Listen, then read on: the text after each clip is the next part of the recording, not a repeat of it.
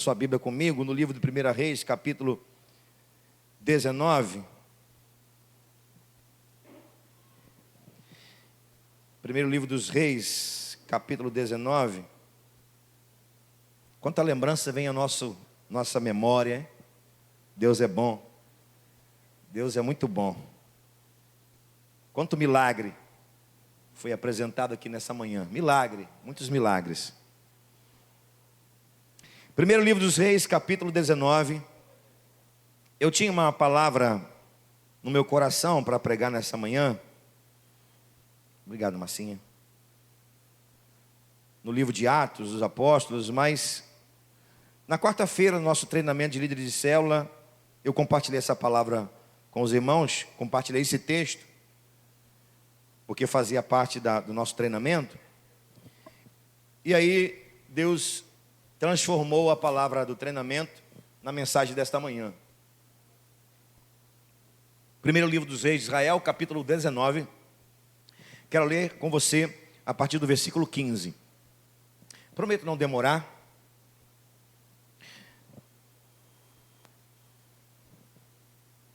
Estamos no mês de missões. E mês de missões sempre nos remete a chamado. Eu quero falar sobre chamado nesta manhã. Assim diz o texto, 1 Reis de Israel, capítulo 19, a partir do versículo 15. Disse-lhe o Senhor a Elias: vai, volta ao teu caminho para o deserto de Damasco. E em chegando lá, unja a Azael rei sobre a Síria. A Jeú, filho de Ninsi, ungirás rei sobre Israel. E também Eliseu, filho de Zafate, de Abel-Meloá, ungirás profeta em teu lugar.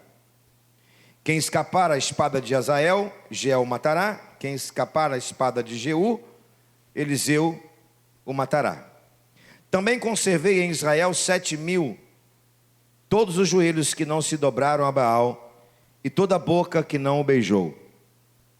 Partiu, pois, Elias dali, e achou Eliseu, filho de Zafete, que andava lavrando com 12 juntas de bois adiante dele. Ele estava com 1/10. Elias passou por ele e lançou o seu manto sobre ele, ou a sua capa sobre ele. Então deixou este os bois, correu após Elias e disse: deixa-me beijar meu pai e minha mãe, e então te seguirei.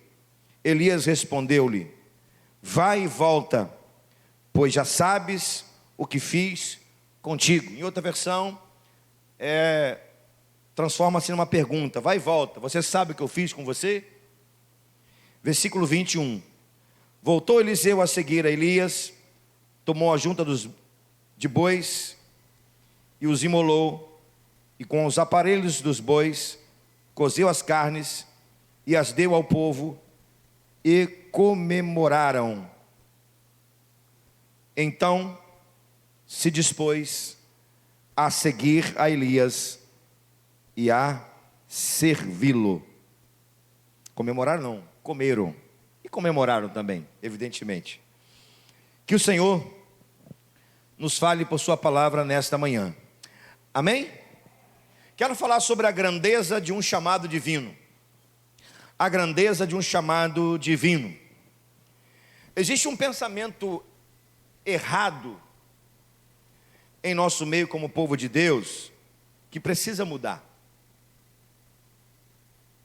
E esse pensamento tem feito muitas pessoas não viverem, não exercerem um chamado. Que pensamento é esse? Pensamento de que chamado é coisa específica para alguns obreiros. Exemplo, para pastor. Esse é um pensamento completamente equivocado. Isso existe no meio do povo de Deus. Quando estou falando do povo de Deus, estou falando especificamente do nosso povo aqui, nossa igreja. De maneira geral, na igreja de Cristo, esse pensamento tem sido entendido de maneira equivocada. Deus não tem chamado para alguns, Deus tem chamado para todos. Todos nós recebemos de Deus uma missão para cumprir e um propósito para viver. Todos nós recebemos de Deus uma missão para cumprir e um propósito para viver. Todos nós. Mas o que é chamado? Chamado é uma convocação divina para viver uma obra. Chamado é uma convocação divina para viver uma obra. Aqui no texto que lemos, é um momento de uma transição. Você deve ter percebido bem, claramente, isso na nossa própria leitura. Era um momento de transição profética, de Elias para Eliseu, do profeta Elias para o profeta Eliseu. A vida de Elias é dividida em 5 partes. E esse momento aqui era a 5ª parte, ou a 5ª fase, para se ficar melhor. Fase. Elias teve 5 fases em sua vida e seu ministério, e esse momento aqui era a transição da 4ª para a 5ª, da 4ª para a última fase da sua vida. A última fase da vida de Elias foi discipular alguém que ficaria em seu lugar. Olha que coisa interessante. A última fase da vida do profeta Elias foi discipular o seu sucessor. Interessante, não é mesmo? Porque isso deveria ser uma coisa muito natural na vida de todo mundo. Quer ver como é que isso é natural? Nós tivemos aqui 3 pais e 3 mães. E 3 pais e 3 mães que vão ensinar seus filhos no caminho que se deve andar. E um dia, os 3 viverão as suas próprias vidas, deixarão as suas casas, casarão. Mas quem, debaixo da vontade, da soberania de Deus, do poder de Deus, quem que é responsável por isso? Os pais. Deveria ser muito natural na igreja, irmãos, sermos todos discipuladores. Por que deveria, pastor? Porque não é uma prática na igreja, infelizmente. Conquanto seja uma ordem divina, não é uma prática da igreja, na sua totalidade, evidentemente. Todos nós deveríamos ser discipuladores. Todos nós deveríamos, na nossa trajetória de vida, discipular pelo menos uma pessoa. E qual o segredo para discipular alguém? Não tem segredo. E se for segredo, é muito simples. Discipular alguém é simplesmente levar o outro a viver o que você vive a partir de Cristo, que está dentro de você. É simples.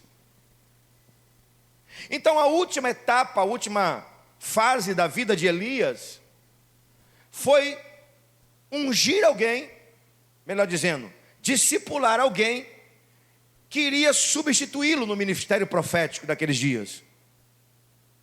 E se você me perguntar qual é a fase mais importante na vida de Elias, eu diria a você que não existe fase mais importante.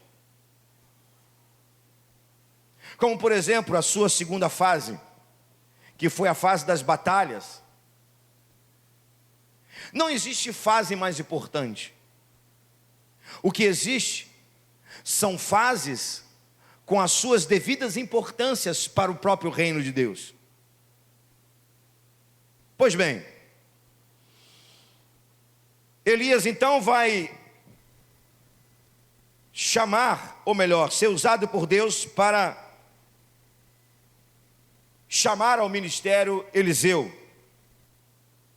Não podemos afirmar, meus irmãos, não há como afirmar isso, mas é bem possível que Elias e Eliseu não fossem desconhecidos. Eles moravam bem próximos, pois eles eram de cidades bem próximas, cerca de 15 quilômetros de distância uma da outra. Eliseu era de Abel-Meolá e Elias de Tisbe, duas cidades próximas. Interessante que Elias e Eliseu, eles têm a mesma função antes de serem profetas e no próprio exercício do ministério profético. Como assim? Os dois exerceram o sacerdócio, porque os dois fizeram sacrifício, e somente alguém que tinha o sacerdócio naquele tempo poderia oferecer sacrifício. Se você observar o versículo 18, há um registro aqui de que naquele tempo Deus tinha 7.000 pessoas para substituir Elias. 7.000. Mas desses 7.000, Deus não escolheu ninguém para substituir Elias. E olha que esses 7.000 profetas que poderiam substituir o profeta Elias, eles tinham prerrogativas que pudessem então encaixar no ministério profético. O texto vai dizer que eles não se dobraram a Baal, nem sentaram à mesa de Jezabel. Ou seja, eram homens de santidade, de caráter, mas nenhum deles veio a substituir o profeta Elias. Quem substituiu foi Eliseu. Eliseu vai assumir o lugar de Elias. Isso quer dizer que aquilo que Deus tem para você, Deus tem para você. O chamado é para você, não é para o outro. O chamado de Eliseu foi muito grande, muito grande. Por tudo o que vai envolver a sua chamada, ela se torna grande. E eu quero nessa manhã, baseado na experiência de Eliseu, compartilhar com você em que consiste a grandeza de um chamado divino. Em que se baseia, em que consiste um chamado divino. A grandeza do chamado divino, irmãos, consiste no revestimento da autoridade do poder para quem vai realizar a obra. Eu vou repetir. A grandeza do chamado divino consiste no revestimento da autoridade do poder para quem vai realizar a obra. Se você ler o texto a partir do versículo 19, você vai perceber que não existe nenhum tipo de diálogo, nenhuma conversa entre Elias e Eliseu, conquanto existe a possibilidade de que eles já se conhecessem. Mas nesse momento não existe nenhuma conversa, nenhum diálogo. O cumprimento de Elias com Eliseu não foi um aperto de mão, não foi um abraço. Simplesmente Elias pega a sua capa de couro, que alguns analistas do Antigo Testamento vão dizer que nela estava cravado os 10 mandamentos. Elias simplesmente passa a capa sobre Eliseu, sem dizer uma palavra, sem falar um jargão que nós conhecemos aí. Recebe aí, irmão. É forte. Não tem uma palavra, mas tem um significado grandioso. A capa na Bíblia representa a realidade da pessoa diante da sociedade, diante do povo, diante das outras pessoas. Há na Bíblia 8 registros de capas. Eu não vou aqui citar nenhuma delas, apenas essa. Mas há 8 registros de capa na Bíblia.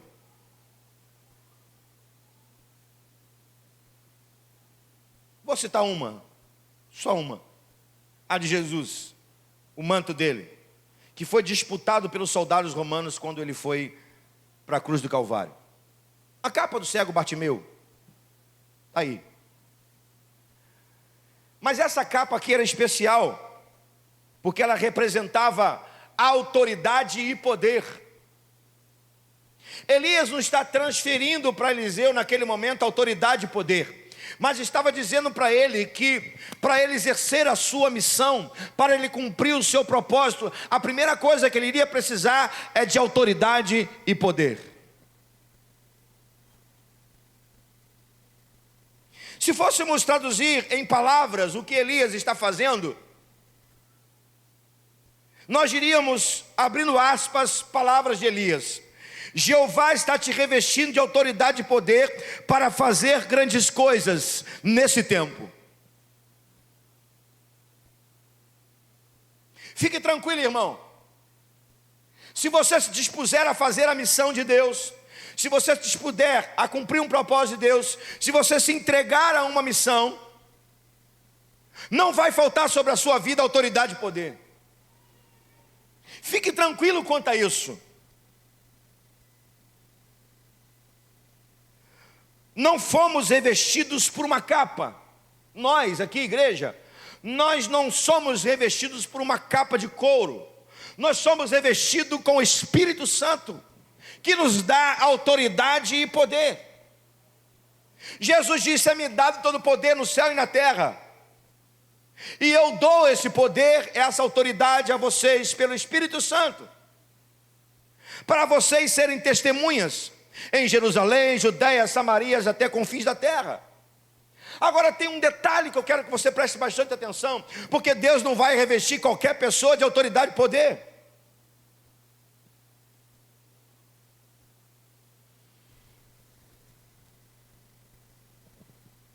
Deus vai revestir de autoridade e poder, de unção, quem trabalha.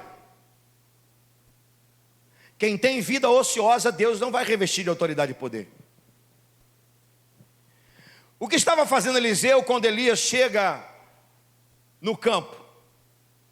Estava trabalhando, lavrando a terra.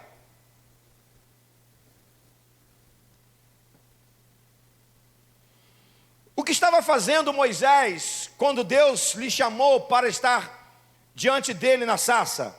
Trabalhando, cuidando das ovelhas do seu sogro Jetro. O que estava fazendo Davi quando alguém chega perto dele e diz: olha, tem um banquete na sua casa, é o banquete da unção, e nesse banquete está faltando você está sendo convocado para ir lá e participar desse banquete, o banquete da unção. O que estava fazendo Davi? Trabalhando, cuidando das ovelhas de seu pai. O que estava fazendo Gideão quando os midianitas estavam ameaçando Israel e Deus escolheu alguém para vencer os midianitas? Gideão estava trabalhando, malhando o trigo no lagar. O que estava fazendo Pedro quando Jesus lhe aparece e lhe faz uma convocação para ele deixar de ser pescador de peixe e ser pescador de homens? Pedro estava lavando as redes porque estava trabalhando. O que estava fazendo Paulo quando ele é convocado para descer à igreja de Antioquia e começar a obra missionária? Estava fazendo tendas, trabalhando.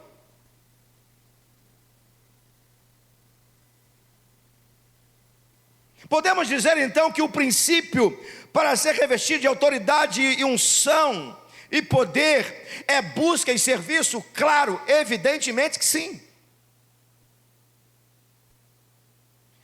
Quer viver, quer ter uma vida cheia de autoridade, unção, de poder do Espírito? Busque, sirva. Sirva, busque. Busque, sirva. Sirva, busque. Posso ouvir um amém? O chamado divino consiste em muita renúncia, irmãos. Além de consistir, além de se basear em autoridade e poder, que vem de Deus, não vem de nós, vem do Senhor. Elias era representante de Deus, então aquela autoridade, o poder que estava sendo anunciado a Eliseu não vinha de Elias, vinha de Deus por meio de Elias, como vem a nós por meio do Espírito, vem de Jesus por meio do Espírito. Mas o chamado divino consiste também em uma vida de muita renúncia. Na verdade foi aqui que nasceu a mensagem na quarta-feira do treinamento nosso de líder de célula.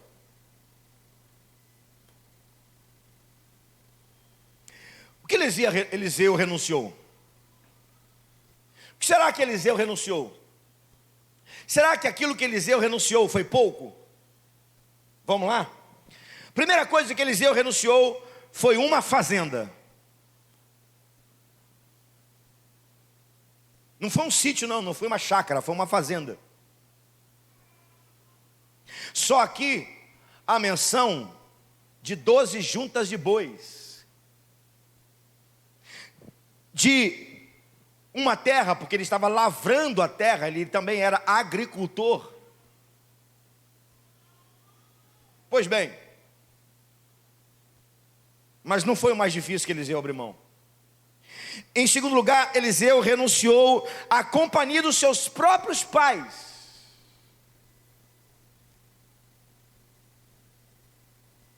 Ele diz a Elias: eu vou lhe dar um beijo no meu pai e minha mãe e me despedir deles.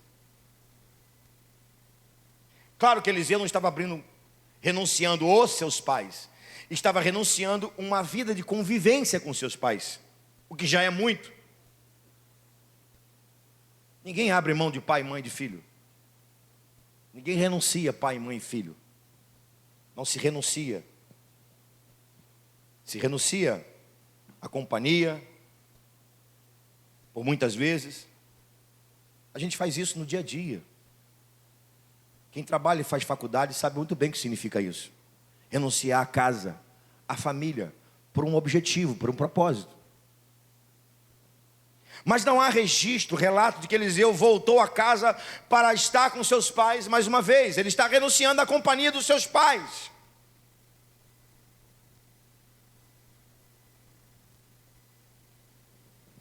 Terceiro, ele renuncia o ofício de sacerdote.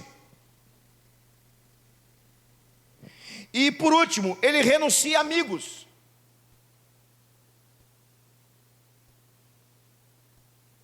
A grandeza de um chamado consiste em uma vida de renúncia. Ouça o que eu vou te dizer: a renúncia precede o preparo divino, liberta a alma da própria vontade. Eu vou falar com calma, para você guardar, ainda que está sendo gravado. A renúncia precede o preparo divino. Quando você renuncia a alguma coisa em prol de uma missão, de um chamado, Deus começa a preparar você. Então, a renúncia precede o preparo divino, liberta a alma da própria vontade, porque quem vive um chamado, quem vive a missão de Deus, ele está se libertando da sua própria vontade para fazer a vontade de Deus. A renúncia prefigura a excelência e a grandeza do que Deus irá fazer a quem se entrega. Quando renunciamos a alguma coisa grandiosa, nós estamos dizendo que a grandeza de Deus acontecerá na nossa vida. Deus não exigirá de você talentos, habilidade, capacidade, intelectualidade, recursos, estratégias. Deus não vai exigir nada disso a você.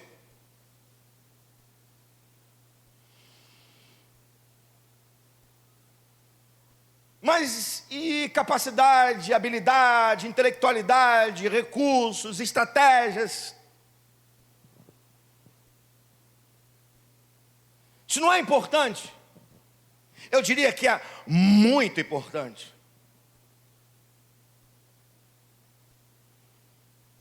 Mas tudo isso Deus provê. Tudo isso Deus dá a quem se entrega a um chamado. Habilidade, capacidade, intelectualidade, unção, estratégia, recurso, tudo isso Deus dá. Não falta nada.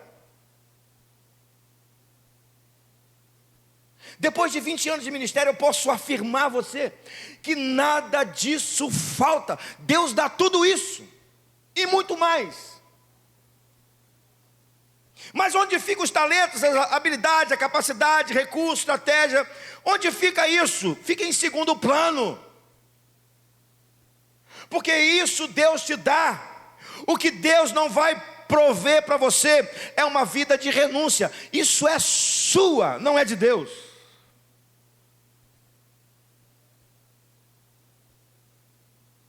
Deus não vai dar a você a renúncia. A renúncia é sua, não é de Deus. Estratégia, recurso, capacidade, intelectualidade, habilidade, tudo isso Deus te dá. Mas Deus não vai dar a você a renúncia. A renúncia, ela é sua.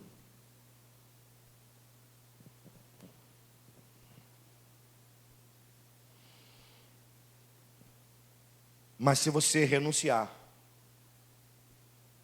Deus vai prover tudo o necessário para você cumprir o seu chamado. Eu posso ouvir um amém? Glória a Deus. Chamado divino consiste, se fundamenta com muita convicção. Muita convicção. Não é pouca não, muita. Olha o final do versículo 20. Vai e volta, pois você já sabe o que eu fiz contigo. Tem algumas versões que isso é uma pergunta. Tem alguém com essa versão pergunta aí? A Bíblia é uma pergunta? Viu? Do bom, volta aí, é uma pergunta. Deve ter mais. É uma pergunta. Mas é uma convicção acima de tudo. Temos aqui a convicção de Elias. Qual a convicção que Elias tinha? Deus estava colocando alguém em seu lugar. Presta atenção nisso. A convicção de Elias: Deus estava colocando alguém em seu lugar. A Bíblia não diz se Elias estava triste porque estava sendo substituído. É possível que sim, normal, em qualquer ser humano. Ninguém quer dar lugar para o outro. Mas Elias estava convicto de que Eliseu estava assumindo o seu lugar, cheio de convicção. Mas a convicção que eu quero destacar aqui é você de Eliseu.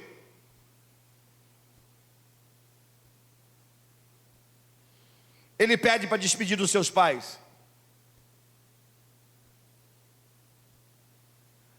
Essa frase está carregada de uma realidade muito grande.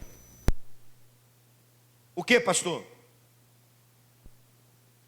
Deixa eu despedir do meu pai, porque a partir de agora a minha vida nunca mais será a mesma. Quando você tem convicção de que tem um chamado, a sua vida nunca mais é a mesma. Tem 3 coisas que tornam a nossa vida nunca mais a mesma. Primeiro, a nossa conversão em Cristo. Depois que alguém recebe Cristo, a vida da pessoa nunca mais é a mesma. Segundo, quando nós temos uma experiência poderosa com o Espírito Santo, quando nós temos uma experiência pessoal com Deus, quando temos uma experiência gloriosa com Deus, depois que temos uma experiência gloriosa, poderosa com Deus, com o Espírito Santo, a nossa vida nunca mais é a mesma. Terceiro, quando Deus nos chama para uma obra específica, a nossa vida nunca mais é a mesma, ou será a mesma. Por quê? Porque a gente tem a plena convicção de que Deus irá controlar, dirigir a nossa vida. Agora fique tranquilo, você que vive agora nesse tempo, na era da pós-modernidade, no tempo de pandemia, pós-pandemia, não sei o que mais. Fique tranquilo que você não vai precisar abrir mão de coisas que você gosta, que você ama, que é teu prazer e que não é pecado. Não precisa vender a casa da praia, não precisa vender o seu carro, não precisa. Não precisa abrir mão da sua roupa de marca, não precisa. Mas você precisa ter a convicção de que Deus tem um chamado na sua vida e que você precisa se entregar a esse chamado para que a sua vida nunca mais seja a mesma. Porque nós não passamos por essa vida para desfrutar dos prazeres dela, conquanto Deus não condena, e pelo contrário, nos dá para desfrutar, porque nós somos um corpo, precisamos de descanso. Nós não somos uma máquina que não precisa de manutenção.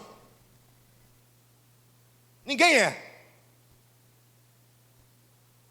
Aliás, se você acha que não precisa de descanso, de manutenção, você está sendo contradizente com aquilo que a Bíblia diz, que o seu corpo é templo do Espírito Santo. Não é corpo, precisa de descanso.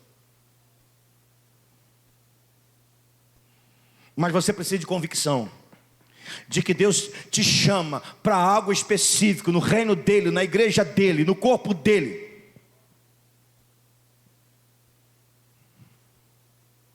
Chamado divino se fundamenta com muita convicção. Por isso que muitas pessoas desistem de um chamado. Por quê? Porque não tiveram convicção ainda de que Deus chama a todos e tem uma obra específica na vida de todos nós.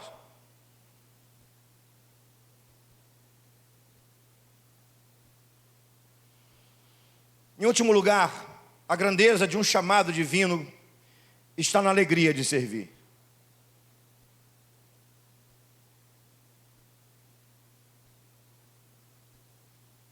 Versículo 21.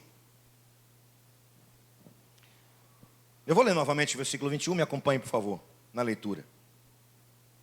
Voltou Eliseu a seguir Elias, tomou a junta de bois, os imolou, e com os aparelhos dos bois, cozeu as carnes, as deu ao povo, e comeram. Então se dispôs e seguiu a Elias e o servia. O que é isso aqui, gente? Simplesmente isso aqui é um churrasco de despedida.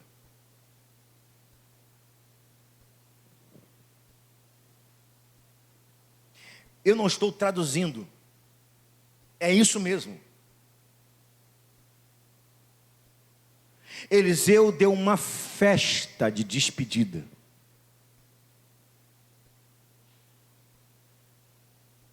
Uma festa para comemorar o seu chamado. A gente dá festa por tudo, né?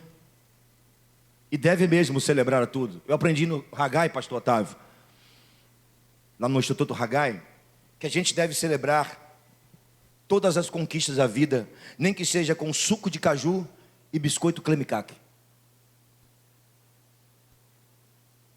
Aprendi isso lá no Instituto Haggai, no seminário do Haggai. A vida precisa de celebração, de comemoração. Deus é festeiro. Deus criou a celebração, a festa. E nós gostamos de celebrar tudo. Mas eu chamo a sua atenção o motivo do churrasco de Eliseu. A razão do churrasco de Eliseu foi: eu estou indo para cumprir o meu chamado. A alegria está aqui, contida em Eliseu. Fez um banquete com a junta de bois e deu aos seus amigos, ao povo. E com certeza foi uma festa, foi uma celebração.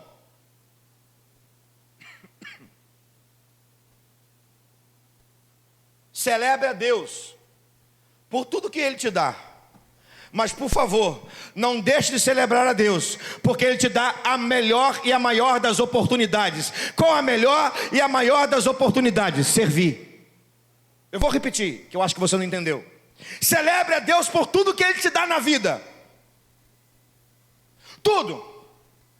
Mas não esqueça de celebrar a Ele pelo maior e melhor privilégio que Ele pode te dar: servir. Eliseu estava celebrando a Deus porque ele estava pronto para servir.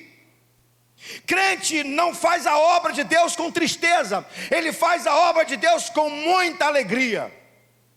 Salmo 100, versículo 2: servi ao Senhor com alegria e apresentai-vos a Ele com cântico.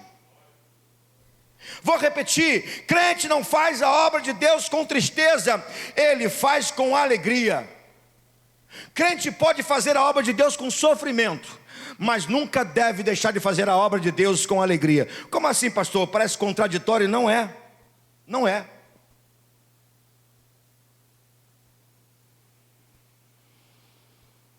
Quem disse que o sofrimento da vida rouba a alegria da salvação e a alegria de servir? Quem disse?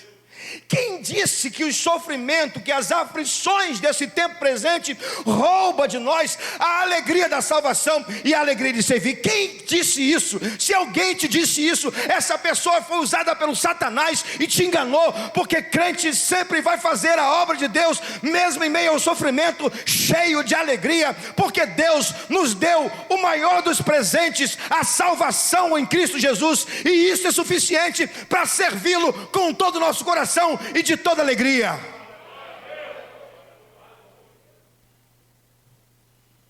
O dia que você, irmão, fizer a obra de Deus sem alegria, é sinal de que a obra tornou para você um fardo, ou não tem nenhum valor. O dia que você fizer a obra de Deus sem alegria, essa obra tornou-se um fardo. Porque o próprio nome obra já diz que é coisa pesada.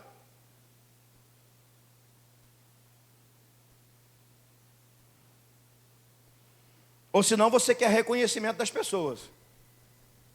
Porque tem muita gente nos dias de hoje que fica frustrada na igreja, começa a fazer alguma coisa, depois se frustra. Por quê? Porque ela quer reconhecimento dos outros.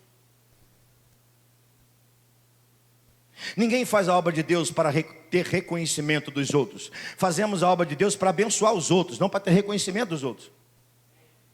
Você faz a obra para abençoar as pessoas, não para as pessoas reconhecer você. Quem nos reconhece é Deus.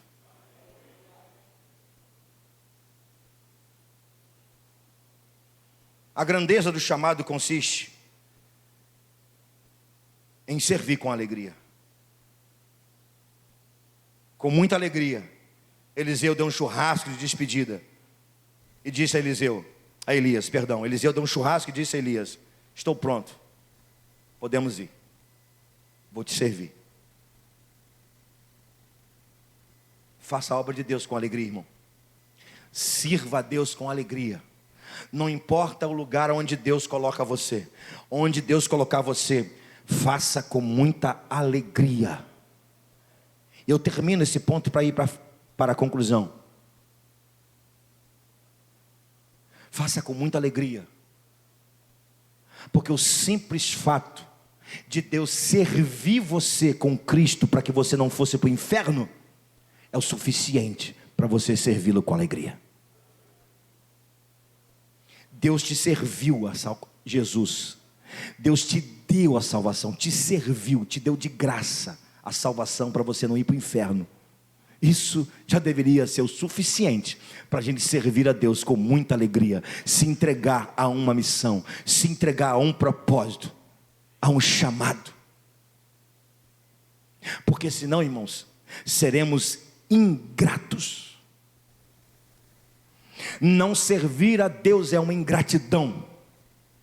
A não ser que você não seja salvo, a não ser que você ainda não é salvo. Se você é salvo, não servir a Deus é a maior das ingratidões, porque Deus serviu você com Cristo Jesus.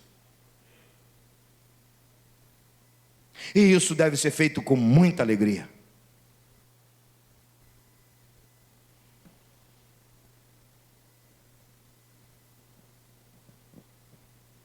Depois de entendermos a grandeza do chamado de Eliseu, só nos resta olhar para a vida dele e verificar se grandes coisas foram feitas através da vida de Eliseu e na vida dele. Será? Claro que sim. Eliseu fez 32 milagres. Eliseu influenciou reis. Eliseu abençoou pessoas, ressuscitou mortos, abençoou famílias. A grandeza do chamado era um espelho da grandeza do que Deus faria em sua vida. A grandeza do seu chamado revelava a grandeza daquilo que Deus faria através da vida dele. Como alguém que é revestido de autoridade e poder não realiza grandes coisas. Como alguém que renuncia a grandes coisas, Deus não lhe proporcionaria grandes coisas. Como alguém que teve tanta convicção do seu chamado a ponto de dar um beijo no seu pai e sua mãe como despedida, Deus não faria grandes coisas. Como alguém que se enche de alegria por ter a oportunidade de ser profeta, Deus não lhe daria grandes coisas. Como não?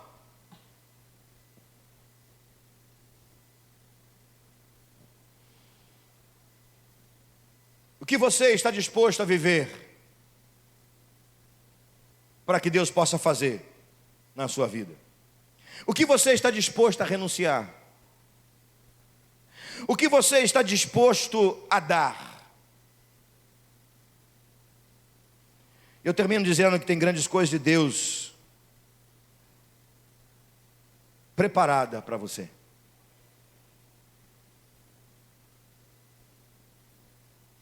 Porque Deus chama todos. E quando Deus nos chama, não é para algo pequeno, é para algo grandioso. E talvez você faça uma pergunta no seu interior que eu não posso responder. Só Deus pode. E talvez a pergunta que você esteja fazendo agora: pastor, tudo bem? Chamado é uma coisa grandiosa, sem medida. Mas qual o meu chamado? Eu sou chamado para quê? Para ser pastor? Para ser diácono? Para ser obreiro? Para ser líder de célula? Para cuidar das coisas do templo? Qual é o meu chamado? Desculpa, eu não posso responder isso por você. O que eu posso responder a você é: Deus tem um chamado para a sua vida. E a partir daquilo que Ele te convoca para fazer, e você se entrega, Ele tem grandes coisas a realizar através de você. Isso eu posso te afirmar. Mas pastor, como faço para descobrir qual é o meu chamado? Como faço? Pede a Deus, fala com Ele, pede ao Senhor para falar o seu coração. Mas antes de pedir, antes de pedir a Deus, tenha no coração a disposição de se entregar. Vou repetir, é a última coisa que falo. Antes de você perguntar a Deus o que você irá fazer, tenha a disposição de se entregar. Porque quando você tiver a disposição de se entregar, pode ter certeza, Deus tem a disposição de falar. E eu quero dizer, sim, desculpa, agora a última coisa mesmo. Vou dizer o que penso, não o que está escrito na Bíblia, no texto. Eliseu já sabia que Deus tinha algo diferente da vida dele. Da forma como ele se entrega, do jeito como ele se entrega, da forma rápida como ele reage, eu tenho a convicção pessoal de que Eliseu sabia que Deus tinha algo grandioso para realizar na vida dele. Só faltava a confirmação de Deus. A confirmação veio com Elias colocando a capa sobre ele, não dando, porque não era o momento, colocando.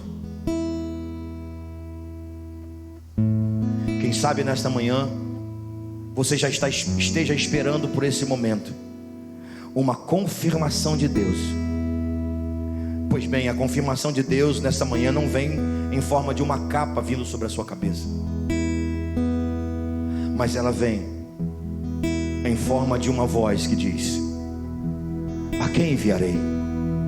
A quem há de ir por nós? A quem eu posso contar? Quem é que pode se entregar? É Deus falando ao seu coração nesta manhã. Fique em pé, por favor.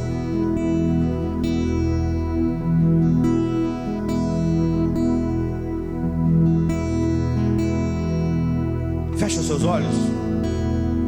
Queria muito chamar você aqui à frente, mas não sinto ainda confortável para isso. Não me sinto confortável para isso. Queria muito, aliás, quero muito. Entendo muito o valor de passos para o altar, mas não me sinto pessoalmente confortável ainda para isso. Mas eu gostaria muito que você fechasse os seus olhos e que você nesta manhã pudesse se entregar ao chamado de Deus. Lembra o que eu disse no começo da mensagem? Que é um pensamento equivocado, errôneo, de que chamado é somente para algum grupo seleto de pessoas na igreja, pastor, presbítero, diácono. Não, chamado é para todo mundo, é para todo crente.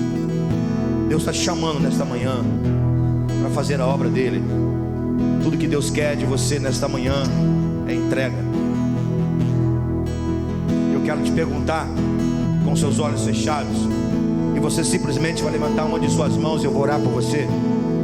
Se você está disposto nessa manhã a se entregar a esse grande chamado, levanta a mão se você está disposto, bem alto. Deus abençoe, Deus abençoe, Deus abençoe você. Você pode abaixar a mão. Nós vamos cantar, nós vamos adorar e em seguida nós vamos orar.